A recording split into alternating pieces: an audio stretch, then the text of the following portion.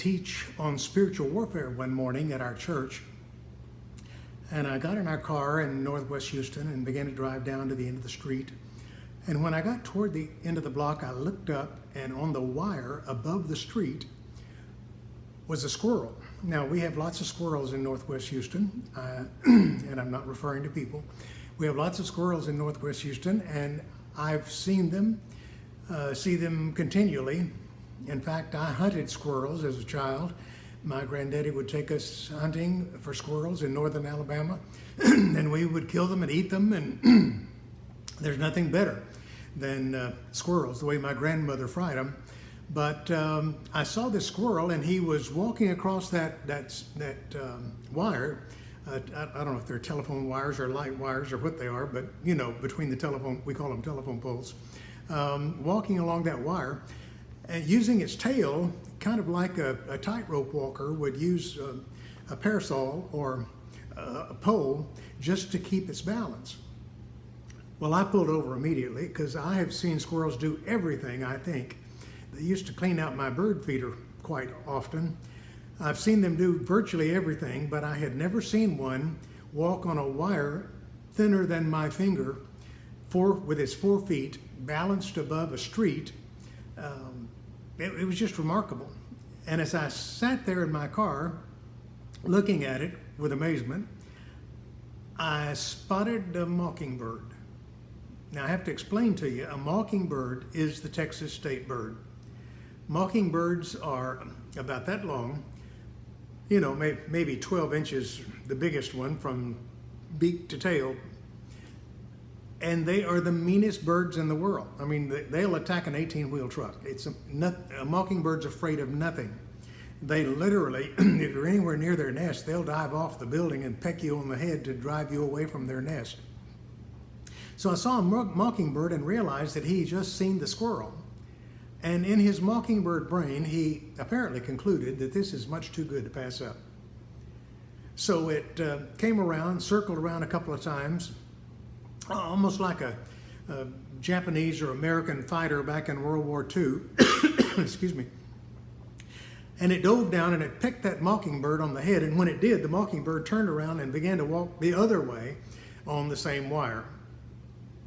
Again, using its tail to keep its balance. And it only got about 5 or 6 feet from where it had been in the middle of the street, over the middle of the street, when the mockingbird circled around and came down and pecked it on the head again. And again it turned around. How it made a 180-degree turn on a wire, I don't know. But it made a 180-degree turn on the wire, and it started back across the street. And the mockingbird circled again and came down and pecked it on the head the third time.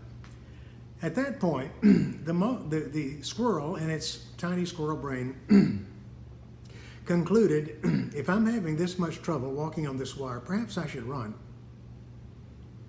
Yeah, I know, I was thinking the same thing.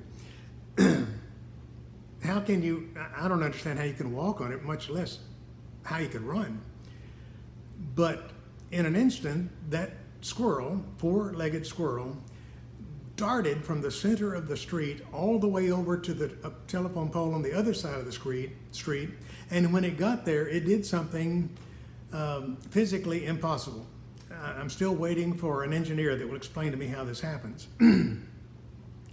With claws that are built and designed to climb up a tree, it hit that telephone pole as fast as it could. It made a 90-degree turn down, and it ran to the ground, down the pole to the ground, faster than gravity could pull it to the ground.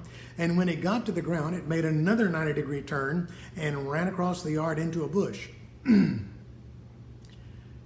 Well, the last thing I saw was that mockingbird diving into that bush to try to pick that squirrel on the head one more time. Well, I was breathless by then. It doesn't take much to entertain me, as you can tell. So I drove on to the church, and when I got there, there was a reasonably good crowd of mostly ladies that morning at the church. And I walked in, and after their music time, they introduced me, and I stood and I asked them this question, and I want you to think about it. I asked them, I told them my story, told them about the squirrel and the mockingbird, and I said, how many of you can relate to that squirrel when it comes to spiritual warfare. And virtually all of them raised their hands. And I said, well, that's interesting to me. It's interesting because I don't relate to the squirrel. I relate to the mockingbird. You see, God didn't put me here to spend my life being pecked on the head by the enemy. He put me here to make sure the enemy never has a normal day. Think about it.